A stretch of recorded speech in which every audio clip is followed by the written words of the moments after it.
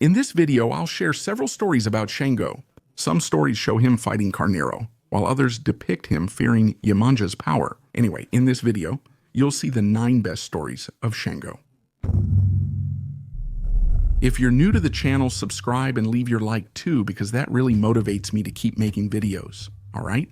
If you can help me even more, use the thanks button down below, the one shaped like a little heart, and you can donate any amount to me with it. You can also join as a channel member for early video access and Discord entry. First of all, I just wanted to remind you that here, I'm talking about the stories from Yoruba mythology. It's all based on a book I have, Mythology of the Oryxas. So, let's go. It's no secret that Shango and Ogum, even though they're brothers, are also rivals, because Shango kind of ended up taking Ogum's throne, but he was very restless, and that really bothered other Oryxas, like, for example, Iemanjá. She didn't want him as king because he was violent. She preferred Ogum to return and reign, since his qualities greatly pleased Iemanjá.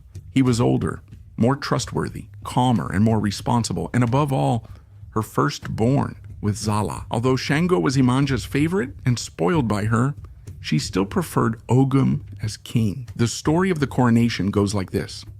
Iemanjá had prepared an entire celebration to crown Ogum, but Shango thought that there was no way he would stop being king, so he betrayed Ogum. He mixed and prepared a drink and gave it to his brother, who slept the whole night because of that spell. So, Shango thought of a disguise. He took a ram's skin and covered himself to pretend he was Ogum, knowing that he was very hairy. When the lights went out to start the ceremony silently and quietly, Shango sat on the throne and received the crown from Iemanjá herself. While Ogum slept, all coronation tasks were completed with Shango. When the lights came on, everyone saw it wasn't actually Ogum. That's one story, but another suggests Shango could have conquered the kingdom differently. According to the story, Nana, grandmother of all the Orishas, had a sewing basket and made lace and doll clothes. He wanted to attend an important party, but lacked suitable clothes. Since Nana had already made clothes for other Orishas, she had some leftover fabric in her trunk, and using those leftovers, she managed to make an outfit for Shango. He went to the party wearing a very colorful outfit. He looked so handsome that he managed to win over everyone who was there. Everyone acclaimed and welcomed him as king. Only because of his charm and his beauty, he sat with great grace and confidence in the chair that until then belonged to Ogum. He won the throne without even being the firstborn, managing to win everyone over with just his charm. And after he sat in the chair that belonged to Ogum, no one else was able or had the courage to remove him from there. One day, an issue arose between Shango and his ram over a woman. The two of them started fighting, either with fists or hooves, depending on which side of the fight you were on. The ram got tired during the fight, ran home, armed himself with his horns, and rested for a bit. And then he went back to the fight against Shango, and according to the story, he defeated Shango.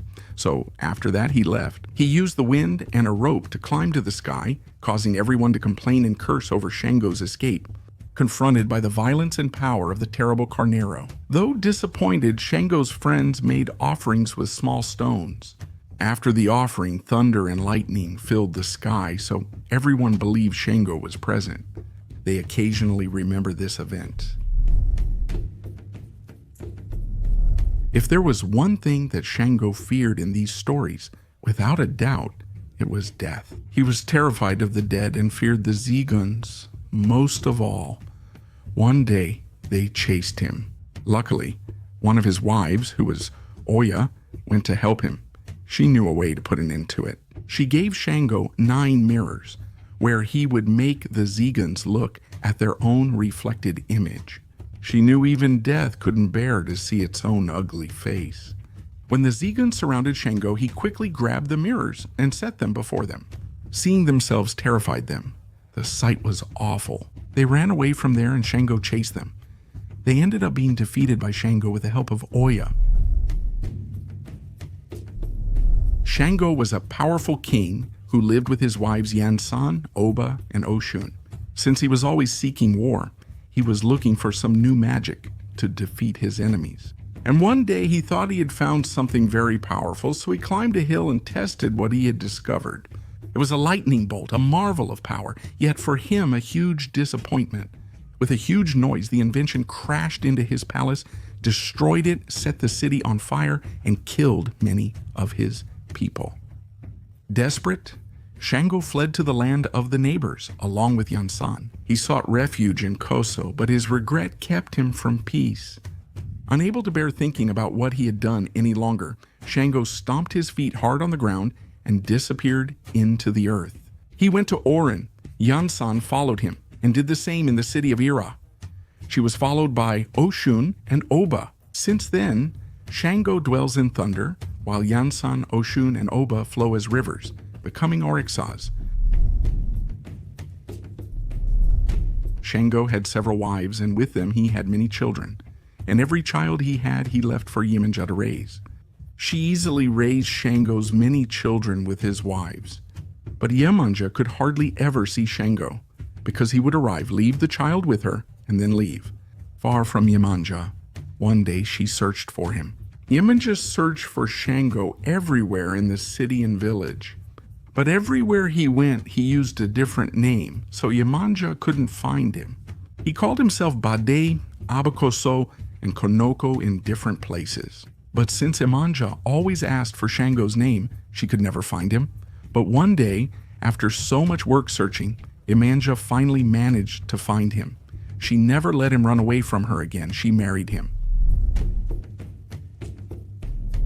Shango, as Iemanjá's son, was very quarrelsome and constantly sought fights. He roamed the world, destroying all in his path.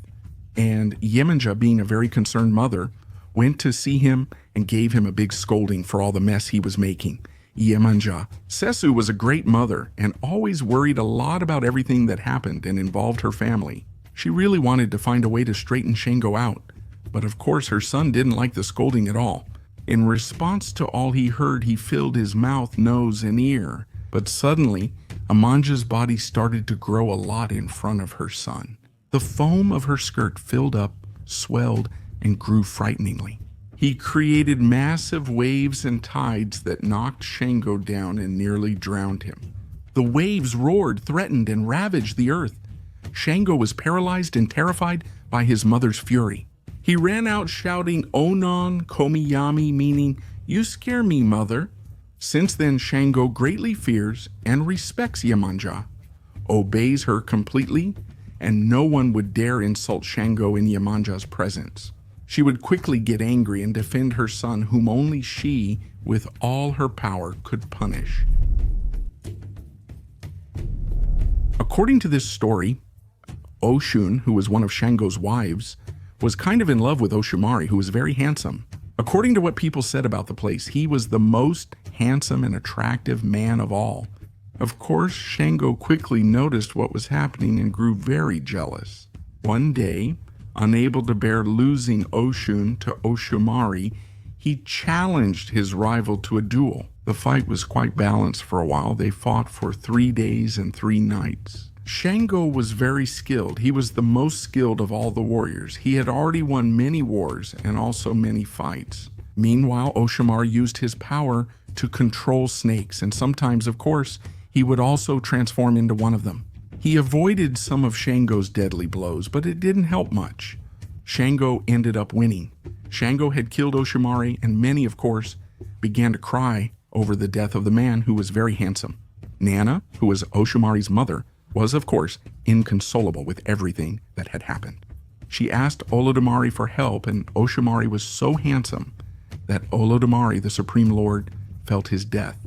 Oshumari was turned into a rainbow and became king of the stars, always alive in the sky. Yanshan was Shango's wife, and Oshun was too. He loved both of them and was always with them. And Shango was very famous and well known for the mastery he had with his sword. Here I'm talking about the weapon, the sword, not anything else, okay? Don't get the wrong idea. And Shango's fame as a swordsman spread far and wide.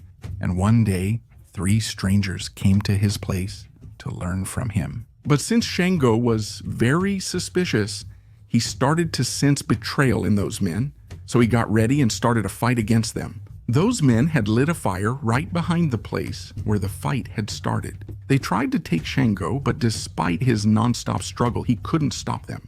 It was 3 against 1, so they kept pushing Shango. When he saw he would lose, he called for Iemanjá and Oshun. Iemanjá released bolts of thunder, while Oshun filled the place with water, and the 3 of them disappeared from there. And that would be another version of how they probably became Oryxas. Well guys, that was the video. I hope you enjoyed it. Don't forget to rate the video by leaving a like or dislike, subscribe to the channel, and leave a topic in the comments for the next video. Thanks.